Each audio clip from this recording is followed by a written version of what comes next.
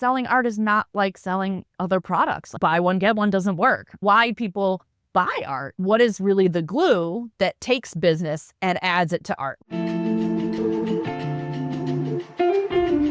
Welcome to StaffBuffalo's Pain Points Podcast.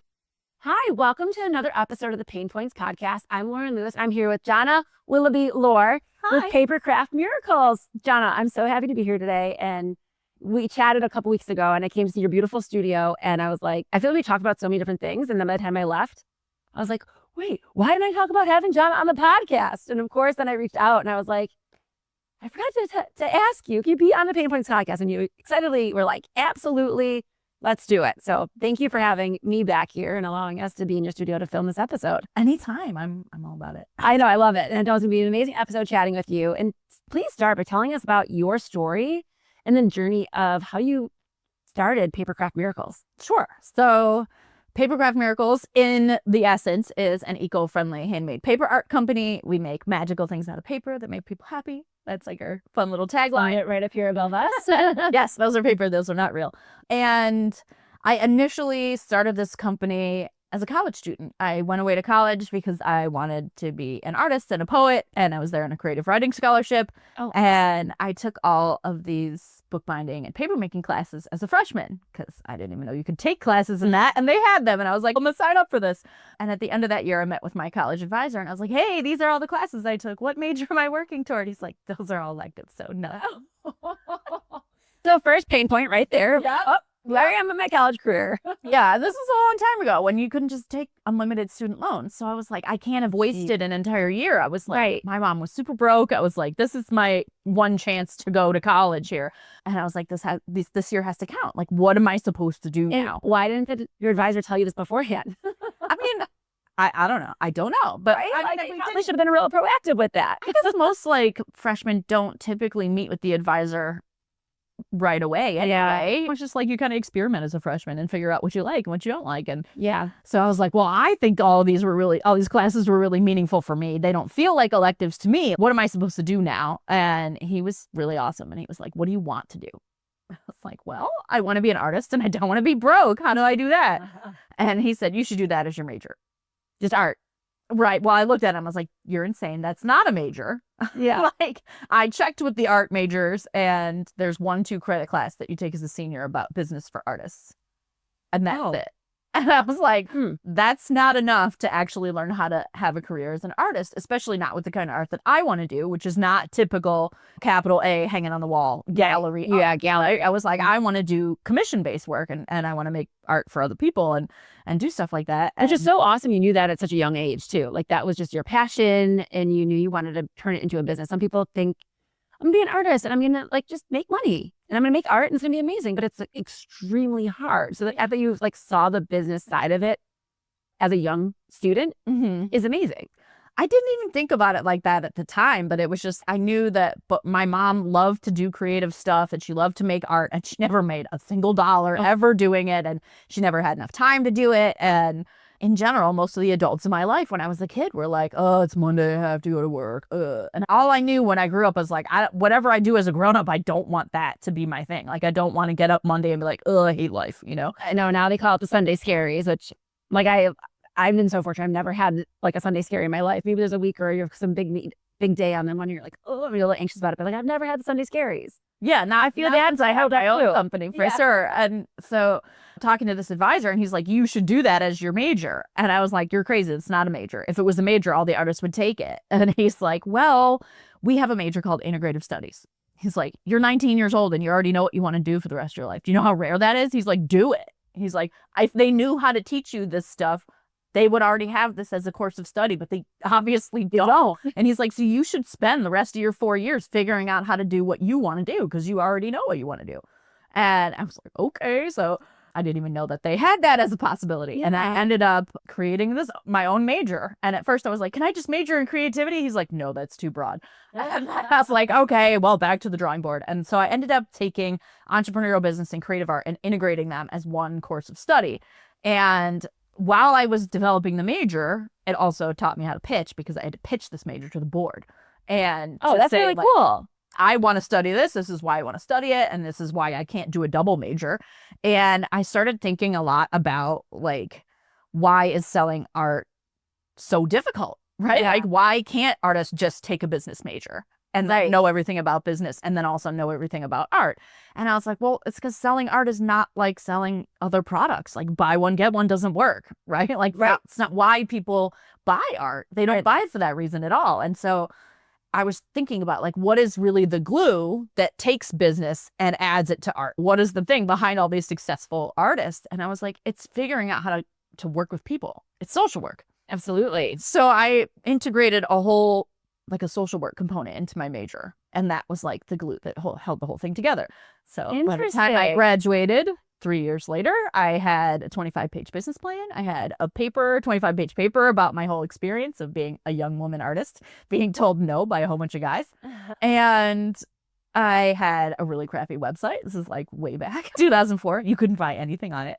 But I had one. I had a domain name. I had a print catalog. I had some business cards. Wow. And for all intents and purposes, I was ready to start a business. So you graduated and you were like, let's go. Business is hitting the ground running and we're just going to do it. Sort of. Because I had a lot of life in the way. Yeah. When I was a junior in college, 3 weeks into the school year, my mom passed away. And I was going to school in North Carolina. And she lived here in Buffalo. So I was taking the Greyhound bus back and forth, and she didn't have a will. And so we were trying to figure out what to do with her estate and how to keep our house from falling down. Me at 20 years old and my brother at 23. And we didn't have any money. We didn't know what to do. I kept getting called to housing court for not mowing the grass in February. And it was crazy. So I had to navigate all these life happenings too. Right. And just being an instant adult while doing this really crazy major 1,000 miles away. Right. And then trying to figure out how to go forward from that and be an independent person that now sort of owns a home, right? Because her estate wasn't settled. We were responsible for it, but we had no money to take care of it. Right. Oh, and 4 months after that, I came back for the winter break, went back to school in January, and the day before the semester started, my dorm burnt to the ground with all of my stuff in it while I was in it on my mom's birthday. oh wow. Mm-hmm. That's strange, right? Yeah. And that'll make you stop in your tracks a little bit and be like, oh, what does this mean? What are you trying to tell me here? Yeah. And it was Sunday morning and the new semester started on Monday. And the biggest storm on campus was ashes on the ground, like nothing. So how many students? Over 100 students. Wow. And in a school where there's only like 800 students total, including the ones who didn't live on campus. This is a huge impact to the deal. school. Yeah. The biggest And everyone's storm. safe. Everyone survived, Thank which God. is amazing. Yeah. And while it happened to me, of course, I was like, where's the bus and the cancer? Like, I'm just waiting for like some other horrible shit to happen. Something to else me. to drop. Right. And then like 3 days after the fire, they cut my financial aid because they couldn't put my mom on my FAFSA anymore. So Oh, wow. it was like, okay, there's the bus, right? Like, Yeah. it hit me. Now what am I supposed to do? And I just kept thinking, there's no way this fire happened on her birthday without, I don't like to be one of those like everything happens for a reason kind of people, because that's shitty. Because there's definitely like, there's definitely things that happen that like really have no good reason for them happening. But Right. for me, my mom was really spiritual and really connected to the energy of the world. And I was like, this did not happen on her birthday without it having a reason, right? Like, Right. she's sending me a message. There's some sort of message here. Yeah. And so at first I was like, well, she would have been 55. Five's always been my lucky number. So Okay. I'm definitely a little like woo-woo on the woo-woo spectrum, Yeah. right? So there's two lucky things. One was really obvious. Me and everyone else who was in that fire got out alive, Yeah. which at 4 o'clock in the morning for a bunch of drunk college students is a huge God, right? huge Yeah. thing, right? No one was passed out through it. And not Some people getting up. were, and they like one girl jumped out of her window. It was crazy. Oh my gosh. But that's she so- lived. It's crazy. She lived. That's like a whole nother story. But within like a couple of days, I just kept thinking, what else could she be sending me out of this? And on the third day afterwards, I looked at my roommate and I was like, dude, all of our shit burnt up. And I started laughing. And she started laughing. And we were like rolling around on the ground like a bunch of crazy people. And I was like, it doesn't matter. We have no stuff and it doesn't matter. We don't need any of that stuff. And It's just stuff. right. And it was like all of a sudden, it was like, oh, my mom was a total hoarder. And I grew up, I didn't even know we had hardwood floors till I was like 20 years old. I never saw them. Wow. And I was, oh my God, she's trying to send me this message that she didn't learn, that she was so bogged down by, I might need that someday. I might need that someday, that she would keep everything. Right. I don't have anything and it doesn't matter. I don't need any of that stuff. Even the stuff that was really special, like all my journals from my whole entire life, gone, right? And Right. so many people hear that and they're, oh, I could never deal with it. I'm like, yes, you could. You could. Once things are gone, like you start from scratch again. Yeah. And start rebuilding. I've been thinking about it a lot lately too. And as a young person at 20, between 18 and 22, those college ages, the way that you show success are all through things. I have a car, I have an apartment, I have a nice stereo, I got nice clothes, right? Like I look like I'm put together. I look like I'm playing the role of a grown-up, right? Yeah. These are my measures of success. And you don't have that network, you don't have a career. You don't have any of that. And so all across college campuses, all across the US, right? All of these students are feeling so much pressure to feel success based on material things. And then they get out of college and they end up like doing a job because they can buy more things. And they're doing this thing. And absolutely. And all of it is based on getting more material items instead of what can I do that makes me feel fulfilled as a person? What can I do to make the biggest impact in the world? How can I connect and affect positive change in other people? And all of a sudden I was, it's none of that, right? Like, yep. And even though there were, 100 other students who all were in the same position, all of those kids had also not just lost their mom too. Right. And so they had their like family to lean on. They had their home, like, and they weren't really seeing it the same way I was seeing it. And I was like, oh my God, y'all, it doesn't matter. And they're like, oh, I need to get a new apartment. I need to get this. I need to get this. I'm like, no, you don't. And because all my stuff burnt up and the school had insurance, I took my insurance check over and I gave it to the financial aid office. I was, here you go. Here's my senior year. And if I hadn't lost all my stuff in the fire, I would had to drop out of school. Wow. I was already maxed out on loans. So. Well, yeah, it was like I didn't, I would not have been able to finish school if it didn't happen. So it was a blessing for you in that capacity to be able to finish your college career, your major that you created, and then get to work on your business. Yeah. And in the wake of all of that, I was, how do I figure out how to come back to life from this? What am I learning about life and about connection and about other people and relationships? And I just went to the art studio and I started making all of these artist books. And it's like my favorite art form. What's an artist book? So it's a particular medium of art where the form, the design, the materials, the words, the illustrations, how you interact with it, like what it sounds like when you open it, what it feels when you open it, all works together to make a bigger concept or a bigger idea. Oh, cool. And they're usually either one of a kind or a small edition, 5, 10 of them. And they're just really special because it's not a poem that you just hear it and that's it, or a painting that you look at it and that's it. But you become one with this art while you experience it. And as it opens, it looks different and you can't see it all at once. You have to experience it. So it is really like more of experiential art. Yeah. Too. Yeah. And the meaning of it is how the person who's viewing it interacts with it. Right. It's not just that I made it for me, but I made it because I want to tell somebody else's story. And so how I view it is going to be completely different than how you view it or how someone else views it, how Sherry views it. Exactly. And because it might sound a certain way when it opens, you might remember something about when you were a kid that sounded like that. Or the way that the paper feels might remind you of something else. And you bring your own experience into it. And I just love that. As soon as I learned about it, I was like, that's the coolest thing. That's awesome. I want to do these all the time. So I started making all these artist books about my experience and my relationship with my mom. And I was learning about how to keep her alive by telling people about the things I learned from her and how to really embody all of the best things about her life and the things that I was learning about her mistakes in life. And here's how I'm not going to do those things. I'm not going to be really attached to stuff. I'm going to focus more on connecting with other people. And I think if my mom had been able to do that during her lifetime, she would have lived a really different kind of life than she did. And this is my chance. Like, life is super freaking short. Super short, right? My mom died at 54. And if I'm lucky, maybe I'll be 54 too. But I could have also died in that fire last night. It gives you a totally different perspective on life and the length of life and how it can change in an instant. Exactly. And I remember having a conversation with one of my professors after she died. And that was this feeling, like grief was such a new feeling for me. And I was, does it ever go away? And he was like, no. He's like, it doesn't. He's like, but you just get used to the way that it sucks. And it was really refreshing to have somebody who really knew about it say that. And pretty honest. Right. As opposed to be, oh, yeah, in a couple of years, you won't even think about it anymore. And no, that's not how it is. And people who say that are people who either don't let themselves be vulnerable with their own grief and their own feelings, or they haven't ever experienced it, or other people's emotions make them uncomfortable. Yeah. And I was, okay, I'm in this world now where like I am now in the after where I get what this is like now.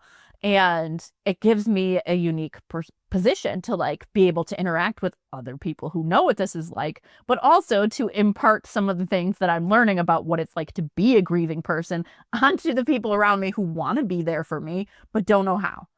Was art probably like your biggest outlet too, as you coped with all of these things? Oh, yeah. Yeah. Grief and. Yeah, for sure. And I was creating new things because I had no poems, right? I had no journals, no nothing. And I was like trying as hard as I could to document as much of what was happening in my life to kind of not necessarily just replace the things I lost, but to be like, oh, these are the things that are really important. I thought that those things I wrote about before were really important, but now that they're not here, I realize that they don't matter. That doesn't define who I am as a person. You can't really recreate it. Right. Exactly. Like, how do I just take it to the next level and go to the next step in my journey in life and journey within creative writing and poetry and art and performing. And because I was like, how can I take these books that I'm making? And my teacher saw them because a lot of them were class projects, but I was, okay, we had to make a series of books. So I made 3 books about my mom and our relationship. And my teacher was, you make art in like such a fearless way. And I was like, it never even occurred to me that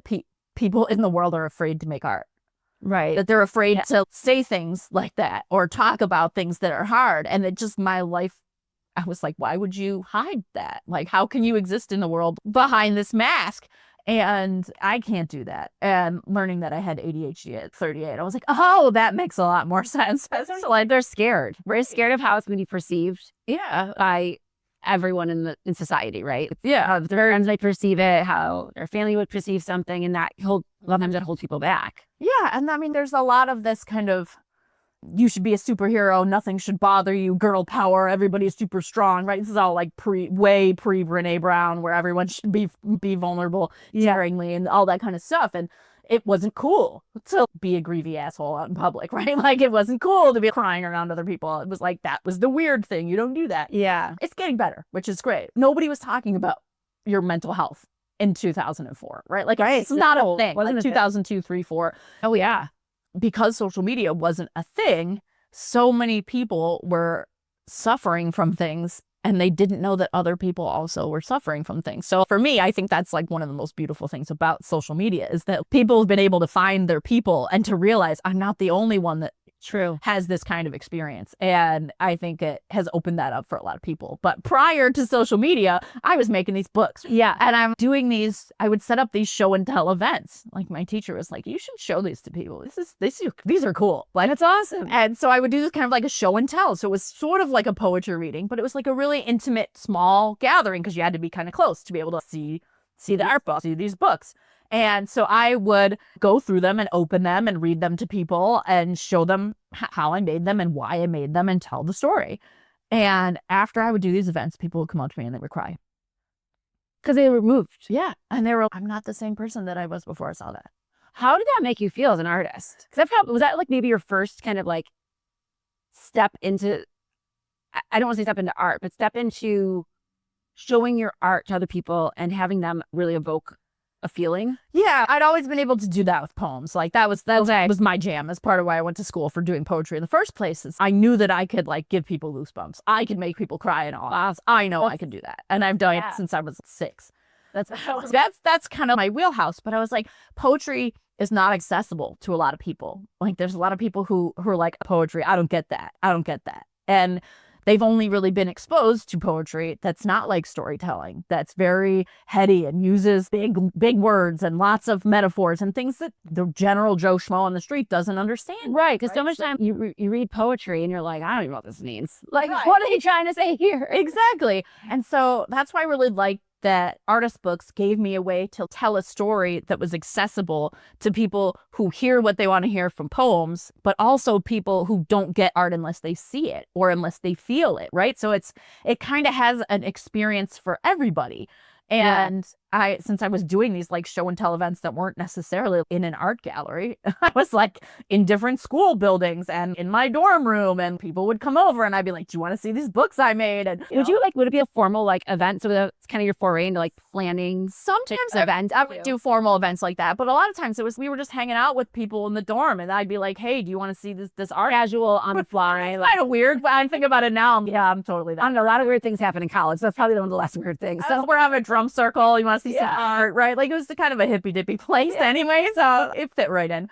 But there was just so many people who were like, didn't think the way I think now 10 minutes ago. Like, you changed the way I think about myself. That's huge. My place in the world. And I even had like some of my professors who are, I don't even know if I'm doing what I'm supposed to be doing right now. This made me want to go do the stuff that I'm really passionate about and like seize the day because life is short and all that. That's so cool. Wow. And I was, damn, that's really cool. I made these to help me process my own emotions and figure out a way to tell my story to people and to be openly grieving in public without other people being, oh, stop crying. It's okay. And it's so awkward, right? Right. And instead of it having other people feel like it was awkward, they were like, oh my God, you gave me a space where it was safe for me to have those feelings, for me to start accessing this stuff I didn't even know I was dealing with. I was just kind of floating through life until I saw that thing. And wow, now I want to go do something. I want to go follow my dreams. I want to pursue the things that had been dreaming about at night that I was afraid to go for.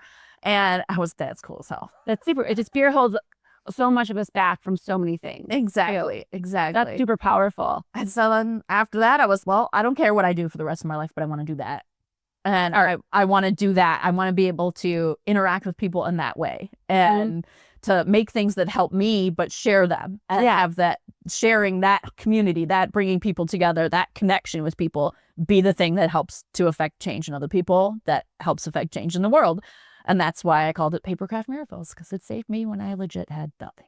It's an amazing concept. And I think I've known you for probably somewhere between 5 and 10 years now, just from being women business owners and having some of the networking events and seeing Papercraft Miracles. But to come to the studio and really see it in action and see what you do and all the different miracles you make and the miracles that you can bring to people's lives for like big moments, whether it's their wedding, a funeral, whatever it might be, you bring this special piece of magic and art to someone's life during a difficult time. Yeah. So starting Papercraft Miracles, where did you start after that point? So and the paper aspect of it. I just find so much interest in creating all the things that you do out of paper.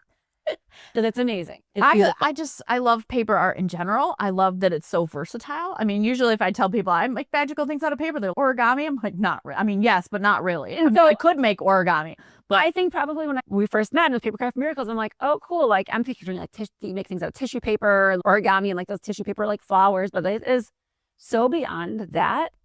And like you make your own paper and you make art out of paper. It's just a whole other level. And I don't know anyone else that does this type of work. Yeah, I mean, there's other people that make paper. There's other people that make flowers. There's other people that make books. But in general, like there isn't anywhere that does all the things together. And I didn't initially start out saying I'm going to do all the things, right? But I kind of did because I was already a poet and I had started playing music and I love making collages and playing with paper and doing that kind of stuff. So as I was like, oh, they have a paper making class, I'm going to take that. Oh, they have a book binding class, I'm going to take that. Yeah. So I started kind of adding to my skills that I can combine them together, do it all ways, which is really fun. Yeah. But it's a really weird place to be in as a business owner because traditional business, capital B business, right, is always you got to niche down, you got to stop doing all the things. And I was like, I don't want to stop doing all the things. I know. Like, this makes me happy. I love what I'm doing. And not that should matter more than trying to niche down or only do one thing.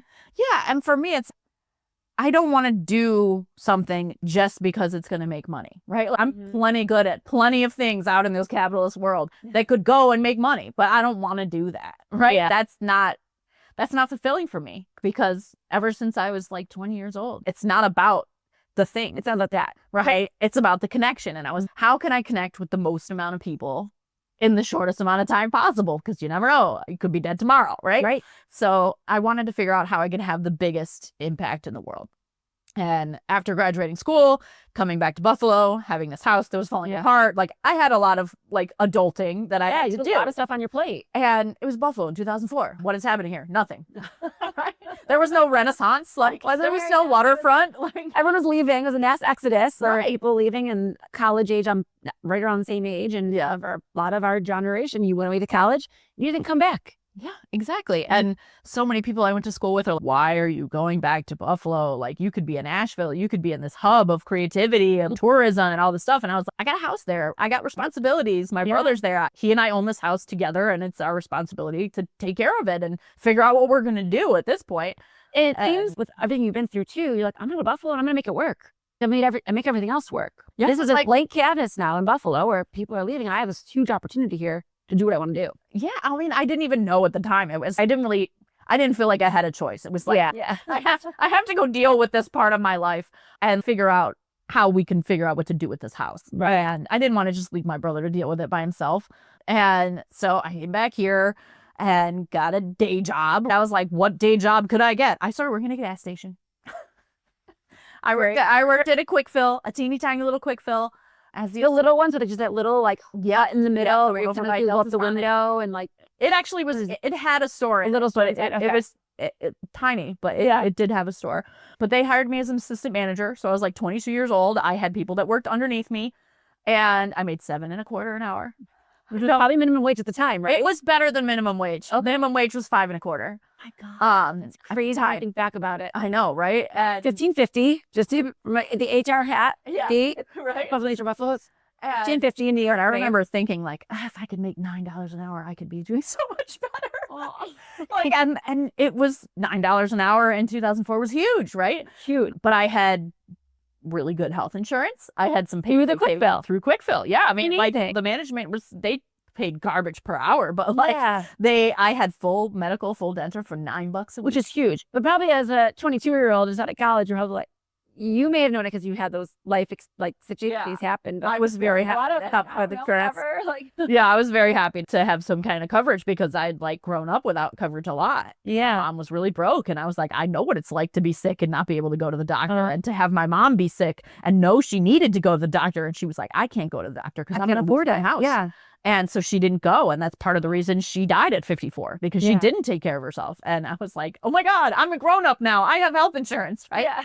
And I was like, that's my measure of success at that point, was like, ooh, I can pay my own bills. I can take care of myself and do this kind of stuff. And so I worked there and had a team and managed people. And I learned so much about actually running a business that you could never learn while you're a college student, which was invaluable. I'm sure. Especially managing a team and managing people too. Like that takes a lot. Yeah. To understand people and inner workings as they show up to work and their hours. How to motivate How to people. motivate. To want to work in a gas station and sell cigarettes and lottery tickets all day. Like how to get people to have some kind of pride. Like, yes, this is not my dream job, but this is where I'm at now. And like, how can I put my best into this? And what can I learn from this experience that I can take into the rest of my life? And you had such an amazing perspective on that. And a lot of I didn't people really have that. I think that's a lot of hindsight's 2020. Because like at the time I was like, yeah, this is what I'm doing. This is what I got to do right now. I'm going to work my ass off because I'm that kind of person. Yeah. And I know that no one's coming to save me, right? Like I have to pay bills. I have to do this, right? I have this house. It's falling apart. It needs siding and windows and paint and all this stuff. And I was like, those I need things to go are around more to mow the lawn in the middle of February. right. It's a roof that costs like $30,000 at $5 an hour. It's going to take me a long time to make $30,000 though. How am I going to do this stuff? And one of the things I've been thinking about lately is like going back to that time in my life and realizing, because of the manager that I had who worked there, that you could have a job that's like at a gas station and you just work at that gas station. You come, you go, that's it. You don't make any effect on anybody's life, whatever. But because of where that station was, there is like a retirement community kind of like the next block over.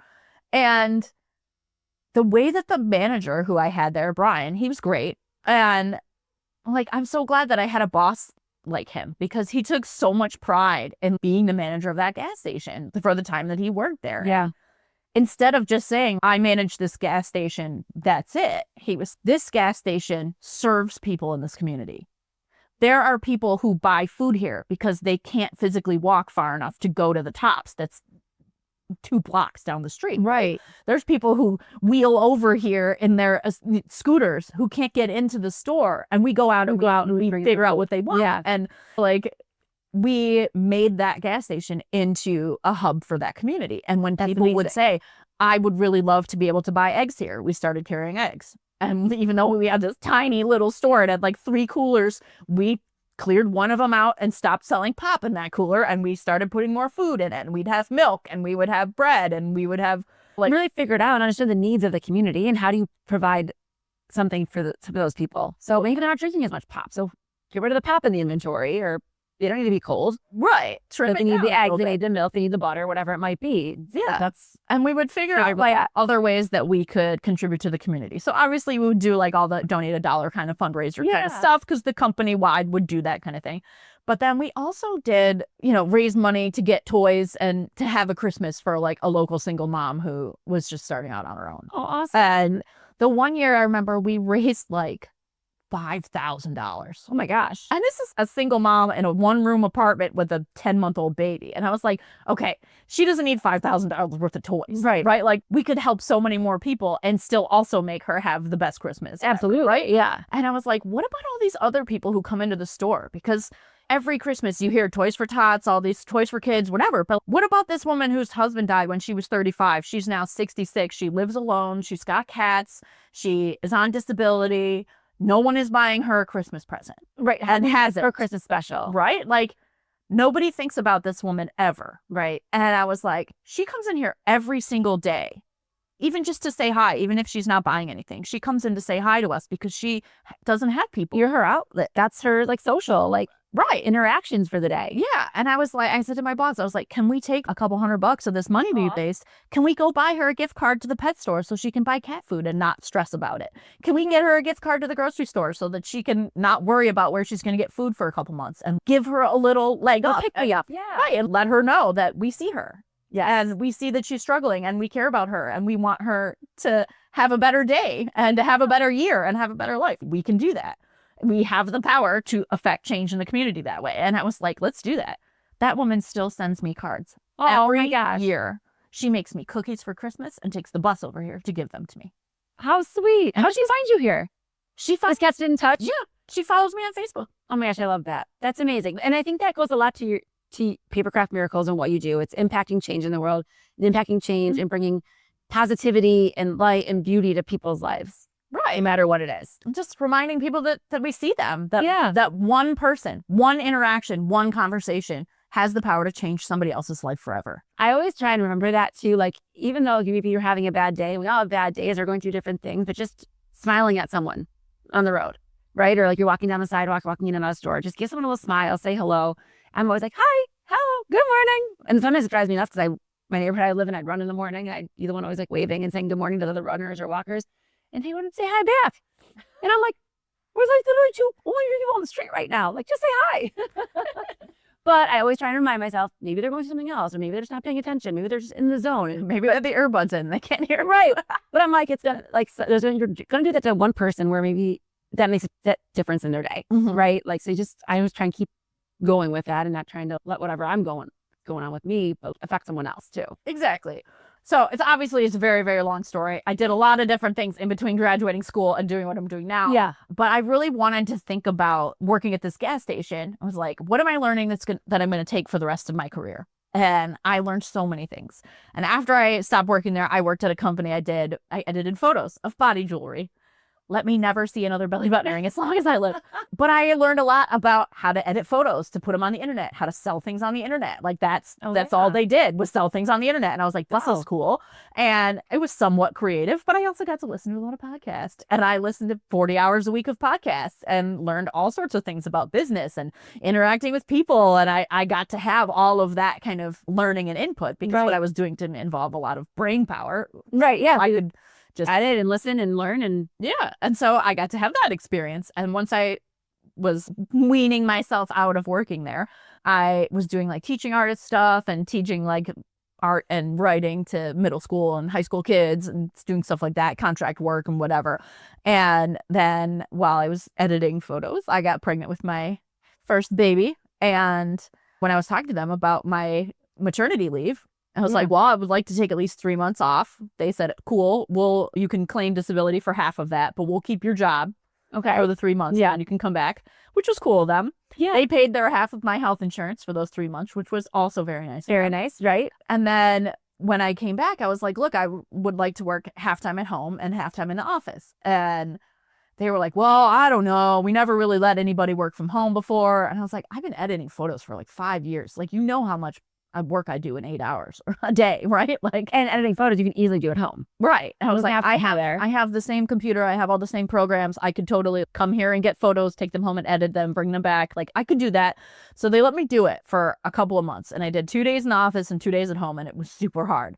I was in the office pumping milk, like in a closet. It was insane. Yeah. And when I was at home, I had like a baby on the floor editing photos. He's like pulling out all the tissues and dumping the trash can. It was hard. And I was like, I don't love this. Yeah. I don't love it. And at the end of 4 or 5 months of doing that, they were like, well, you have to either come back into the office full time or figure something else out, because people in the office are complaining that when you're here, you're never at your desk. Oh, because you're always pumping. Because I was always pumping milk every 2 hours so that I wouldn't lose my milk because my baby. Yes. And I was, well, you don't pay me enough to cover healthcare and daycare. Right. And that's a big decision a lot of working moms and parents have to make, is deciding what makes most sense financially for my family at that point. And sometimes a lot of people don't make enough working to cover daycare. Because I'd been there for 5 years and I still only made like $12 an hour. Yeah. In 2015. Okay. Yeah. So we're not talking about like 2004 making $5 at the gas station anymore, right? Right. And I had worked my way up to $12 an hour. I was like, this is crazy. Hard. But I was like, if I come back full time, I'm like, I'm going to come home with negative dollars and pay someone else to raise my kid. I'm like, that makes no sense. Right. And my husband and I had bought this building that we're in. Yeah. We had a huge mortgage. And also the added expense of a kid, and now losing my income and having to cover my health insurance plus our kids' health insurance. Away. Yeah. And because which is really scary for a lot of people. It was very scary, especially from like my own personal history. I had been a grown-up, taking care of myself, making my own money, getting my own paychecks since I was like 20 years old. Yeah. So I was like, I don't know how to not take care of myself. Like, I don't know how to not make a paycheck. And I had never wanted to be a stay-at-home mom. Like, that was not on my radar. I never had a stay-at-home mom. That was not my life experience. But my husband was like, well, if you made more money, then I'd stay home, but you don't. So stay home and do your book thing. That's what he said. Do your book thing. He's so cute. Do your book thing. And so I quit my job, and it was terrifying. I bet. Beginning of 2016, I had an 8-month-old baby. And I was like, well, how do I do this thing that I've been wanting to do, that I kind of had been doing as a side gig for a long time, like made it official in 2013 and was like doing craft shows here and there and that kind of stuff, but really was not running it like my career. And I was like, how do I do Papercraft Miracles while also being a stay-at-home mom? And I was like, well, I have to either grow this business in a way where I can bring this baby with me. Yeah. Or I have to do it online. And since I'd been working for this company that was selling stuff online for 5 years, I was like, oh, I know how to take better pictures. I know how to put stuff online and all that. Right, and sell it online. And so I made a new website, finally, that you could buy things on. The one you started on from college, right? Yeah, I'd had that one the whole entire time. Yes, on Angel Fire. Don't try to find it. I think it's still there. It's awful. But I rebranded the company. I got a new logo. I got new business cards. I actually built a website on Squarespace. You could buy stuff on it. I got to put all the things that I wanted to finally put on a website, because now you could do drag and drop and actually build a website like that. And now you had some time to do your own photo editing and building a website and putting what you're selling, the pictures on the website to sell it. So you're like, oh, I can do this. Right. And I'd also had 10 years experience working in other people's businesses to see, like, what is the kind of boss that somebody would want to have? How do you run a team? How do you interact with customers? How do you deal with angry customers? How do you do inventory? Like, all of those things you need to know about running a business. I got all that practice on somebody else. All came together. And so I just started growing my business on social media. I was like posting on Instagram, like, here's what it's like to be thrown out of your job with a newborn. Here's the story of my company. And I started telling people all these stories of why I want to make this art, why I started doing it, showing people pictures, because you couldn't even put videos on Instagram back then. Oh, yeah, that's a good point. And building up my Facebook page, building up my Instagram. And it really just kind of took off from there. And within like 3 months of quitting my job, I was up in the middle of the night scrolling hashtag papermaking because I wanted to see what other people were doing. Yeah. And it's part of why we bought this building because it had a place to make paper. I didn't have any equipment at all when we bought this building. Oh, really? But it was like, someday I want to buy all this equipment so I can make paper, and I don't want to buy a building that doesn't have a place. And you have all the places, like storage in the world here too. Yeah. And I was like, it has a perfect spot in the basement to turn into a paper studio someday. Yeah, I can afford to buy equipment. And I was just scrolling on it, nursing my baby, trying not to fall asleep in the middle of the night, right? And I saw somebody's post that said paper making equipment available with an email address. No, Was it local? No, I mean, I didn't know. I just saw it under Just a hashtag. paper making. There's no likes, no comments, no nothing. It's just sitting there. I emailed them immediately. They must have also been up in the middle of the night because they wrote back and they were like, hey, I was like, I've been trying to start a studio forever. I just quit my job. I have like time on my hands. I really need this equipment now. Right? Like, I would love to have this equipment. What you got? And I've had a list of all the equipment that I wanted to buy someday that was tacked up on a bulletin board above my desk for 12 years. Sounds like that's your vision board. Right? It was up there. Yeah. With the prices of how much everything was. So I knew how much money I had to get in order to buy the stuff I really wanted to buy.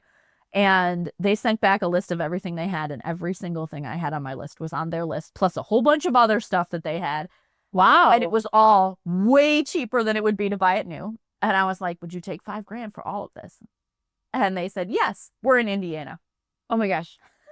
We'll take the $5,000, but you got to figure out how you're getting it and getting it back to Buffalo. Right. So I'm in the middle of the night. I'm planning like, okay, I could rent a U-Haul and I could pump milk every 2 hours. Maybe I'll get one of those like hands-free jams and like pump while I'm driving, and I'll do it. And I'll be back in like 5 days with all the stuff. And I'm like kicking my husband in the middle of the night. Babe, I found paper making equipment. And he's like, can you talk about this tomorrow?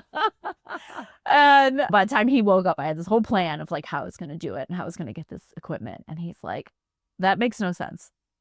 And I was like, oh no, he's going to say, no, we can't take money out of our savings. We're too broke, blah, blah, blah. And my anxiety mind is like, we're never going to make it happen. And he goes, no. He's like, that doesn't make sense for you to drive in a U-Haul. You stay here with the baby. I'll take 2 days off work. I'll fly there, rent a truck, pick up the stuff and drive it back. It'll only take me 2 days. See, he slept on it. He had a good night's sleep. He was thinking a little bit more clearly. So in the morning, he's like, this really makes more sense. And what a good partner that he was like, I got you. Right. And then he was like, it's cool. We can take money from our savings to buy this equipment. Meanwhile, we have all these added expenses and you had no job. But he did it. And so he went and got the stuff. He brought it back. We hired a plumber to install all the sinks and stuff in the basement. He had found a bunch of sinks from people that he knew. And we hooked it all up. And I said, take this baby. I'm going to go make paper. And I made so many batches of paper in that first summer that I had the stuff between like March and June. And I did my friend's wedding. I did all her invitations and her guest book and all her place cards and all the stuff for her big wedding at the Saturn Club with like beautiful, right? Yeah. All of her parents' friends. They were all there. And she made me put my logo on everything. And as I say, that's a great audience for you to start spreading the word. And there it was like everybody was at that wedding, and they all saw it and they all saw the logo. I was like, I can't believe I put my logo on your invitation. She told everybody at the wedding, like on the microphone, hey, she's the girl that made all this stuff. Go talk to her. And oh, that's so cool. And I started getting way more clients. And then I won the Ignite grant in 2018. Right, yeah. Moved into the studio. We got more grants to do work on the storefront and like made it into the space that it is today. And the rest, as they say, is history. I know, and it's amazing. It's a crazy story. It's an amazing story though. And I think what I love about you and your story is all the pain points you overcame along the way, which there were so many that you touched on. Yeah. But you also took every single lesson to say, how can I take that to be where I want to be? Mm-hmm. How do I take these situations and get to the point of owning my own art business? And you think about when you were at the gas station too, and you were teaching your team and you're doing all these things. And now you're starting a new program to teach other artists of how to turn their art into a business. Yes. The art of business and the business of art. Yes.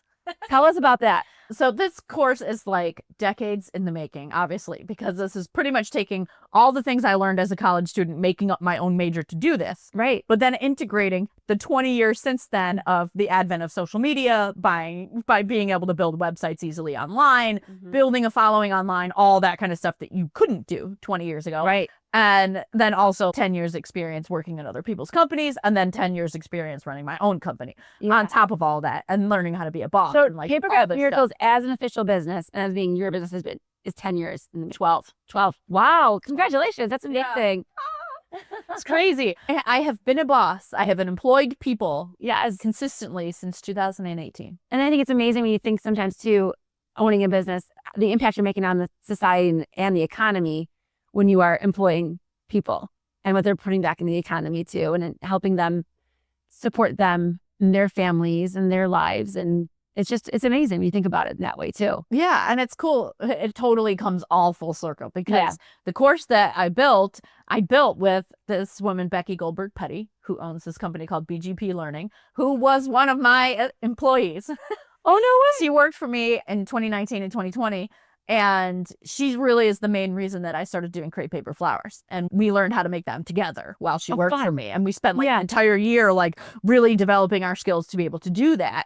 She was like my self-proclaimed head flower bitch. And I love that. Still keeps that as title. She's still keeps that as her title. And she's still listed in the team on my website. Even though she hasn't worked for me officially since 2020. But she's had such an impact on the flowers. Oh, yeah. And just so many things about the way I run this business. And she opens my eyes in a lot of ways. And she started her own company because she has always been a teacher. She has a master's in teaching, and she was like, I'm really good at building online curriculum. And she started doing that as her full-time gig in 2020 when everything shut down. She was like, I know how to do this. I know how to turn courses into online courses. And she's been doing that full-time for like 5 years for different companies. Good for her. And she was like, why don't I just start my own company? So I inspired her to start her own company.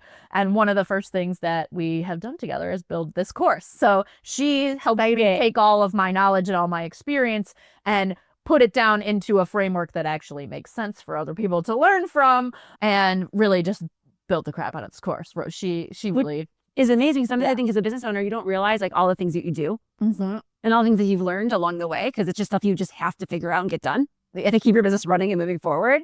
So it probably helps to have her, like you probably just like spew information to her and she's like, okay, let's organize this. Let's put it down. And like, here's a course. Let's build up this framework, which is amazing. Yeah. And she totally has that kind of brain where she said, tell me all these things, talk about this, talk about the history of the company. What have you learned? She gave me a handful of questions. I answered them on Zoom in a big 2.5 long hour thing. She took that video and built a course on it. Wow. And then she's like, here's the script. It's all like in my voice. I was like, did I write this? Like, these are all that. I didn't even know I knew those things. And she had like figured out, how to put it together and have a framework for it. And then we actually did the damn thing. And I love it. And this course is officially like launching. Yes, very soon. We hired a local videographer, photographer to help do the video part of it. Awesome. And who did you hire? Nate Parasini. He is amazing. He's great. Absolutely. It's amazing video work. Yes. And just has such a unique perspective on the world, and the way that he's very well traveled too. He just like sees the big picture, and like he gets the purpose behind what we're doing. And we just have a really great team together. And I'm so excited. This course is going to come out very soon. We're going to be doing a launch party, which is really fun. I hope I get invited. Yes. All the details are like very soon forthcoming. I'm just waiting to finalize the date for that.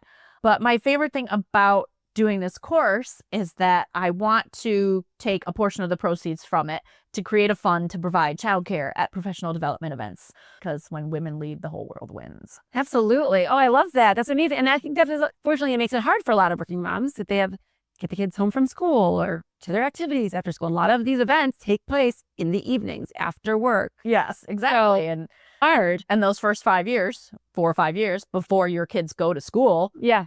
Typically, most moms have no one unless they're paying full-time for daycare. And if you're trying to start a business or you want to pursue your art, you want to pursue something you're passionate about, most young moms don't have that network. Like, they don't have that professional network to be, I'm going to quit my job. Someone else is going to watch my kid. I can pay for daycare and do this and do that. And like, in general, most people do not have that kind of village. Like, I am so fortunate. Yeah. And like, part of the reason that my life is the way it is now is because my life as a kid was insane. And my parents were married to other people. And I grew up with like 5 adults as my parents my whole life. So when my mom passed away, I still have 2 stepmoms. Right. Awesome. Yeah. Like, both of them are really involved in taking care of my kids. This is amazing. If they didn't have that capacity or weren't retired or still healthy enough at this point in their lives, right? Like, right? Oh, I wouldn't be doing absolutely. this. And I want to pay that forward because I know that I'm really privileged and lucky to not just have all these adults in my life, like parents. I have many parents who help take care of my kids, but I also have really awesome friends who have free time, who come help take care of my kids, or who will come help pack orders when we're really busy and stuff like that. And like, they believe in my company and they believe in the mission of it, and they're willing to come and do stuff and be part of it. Yeah. You talk about packing paper. So I know we talked about like making paper. Can you give like the listeners like a brief overview of your product offerings and like what you do? Because there's so much more beyond just like making paper. We talked about create flowers, but if you can just high level, break it down. Sure. Okay. So we have a couple of different departments, we say at this point. We do make handmade papers from scratch. We do handmade paper, stationery, product packaging, insert cards, marketing materials, etc. We do a lot of things with the paper that we make. We also make all different kinds of paper flowers, predominantly crepe paper flowers. We make tiny flowers. We make giant flowers. We do flower walls, installations, bouquets, arrangements, what have you. Yeah. We also make paper plants in case people want them in their office for plants that never die. Oh, I love that. We have some plants in our office that are really doing well. We have some that are struggling. So sometimes it's my office is now like a bedroom in my house and there's no windows, or it's a closet and maybe you want some plants because you don't have any light. We were in our conference room this week and I was like, this poinsettia's really gotta go. It's been there since Christmas. And I'm like, I don't know if we remember to water it. I'm like, that's over. Yeah. Yeah. So yeah, we do all the kind of paper botanicals of all different kinds. And then we do handmade books, that's my baby. That's like my, doesn't make a huge amount of money. Passion within the passion. It's the most labor intensive of everything that we do, the most specialized. But for me, I don't even care if the profit margin is lower. Like, I can't wholesale them the same way I wholesale other things, but it's such a dying art. Yeah. And being able to make something that's really special like that. So many of the books that we make are literally heirlooms that people keep and pass down through their families and stuff like that. It's amazing. And this world is so special. This world is so digital, right? It's like, who prints photos anymore? Right. So when I was here last time, you were talking to me about someone who called you, and it was something related to like a book. Mm-hmm. You know, I don't remember. It was like they had found this old book at their house and needed it like bound, or it was something like some very interesting like one-off story. And you're like, yeah, we can absolutely help with that. We'll figure it out. Yeah, so like most of our bookbinding projects are typically like one-of-a-kind things. Like, we do have some pre-made journals and things like that we make, but I usually make them just so people know that it's possible to do more with it. Right. Because the kind of books that people are going to invest in this day and age that we live in now are like something that's really, really special that you can't get somewhere else.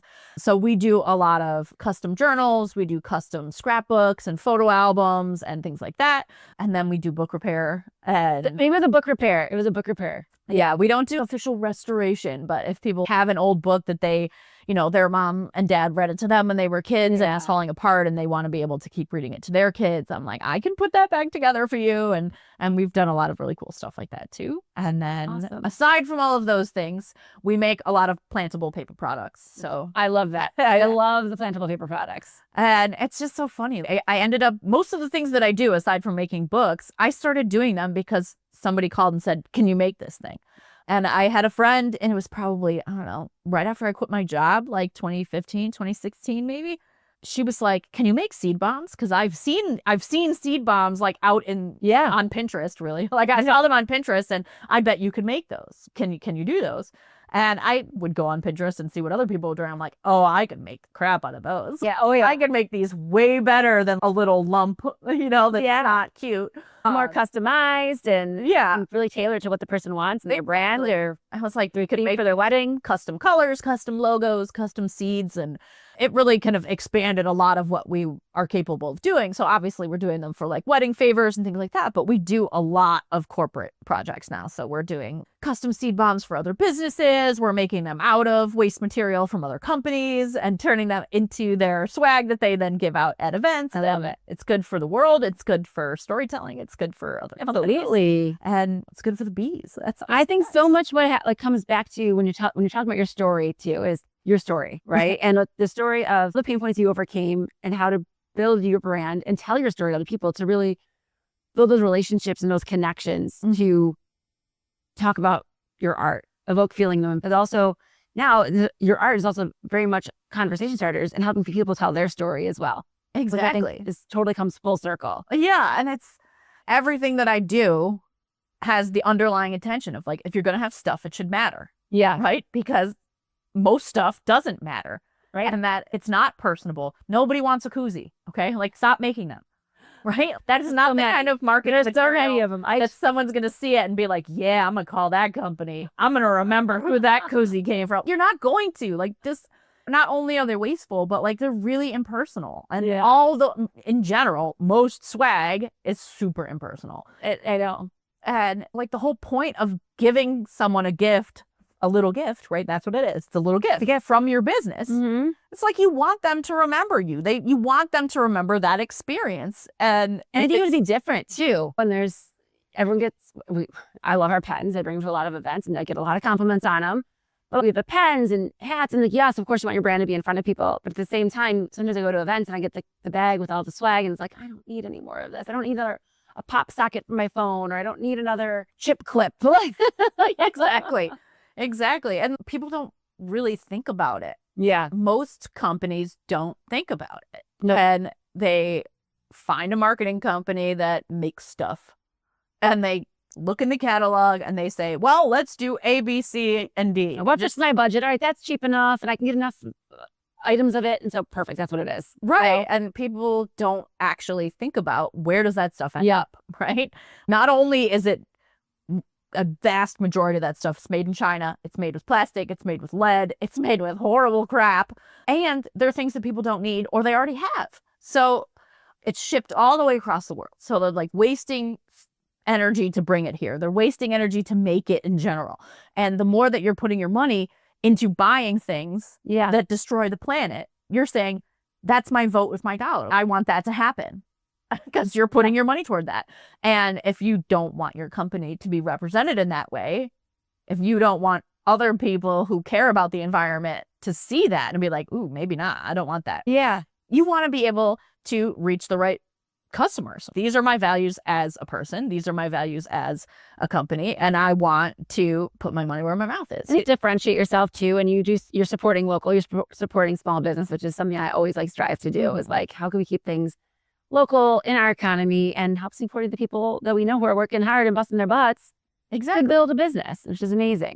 Right. And they want it to be something that somebody gets this gift in their swag bag and they're like, what's this thing? And they look at it and they flip it over. They read the back and they're paying attention conversation to it. And if they're sitting next to somebody else, did you get one of these? What's this thing? Have you seen these before? Where are you going to plant this thing? And then they start talking about it. And then they start going onto the website and saying, what's the story behind this? And it in turn ends up being marketing for me, which is great. Absolutely. Right. And that's what you want to do. That's your goal. Right. You want to have good marketing. Absolutely. But for me, I would rather have somebody find my website because they want to know more instead of, oh, somebody told me about you. Or I saw this thing. That is the coolest thing. And it made me want to tell somebody else about it. Have you heard about this company? They do this cool thing. And absolutely.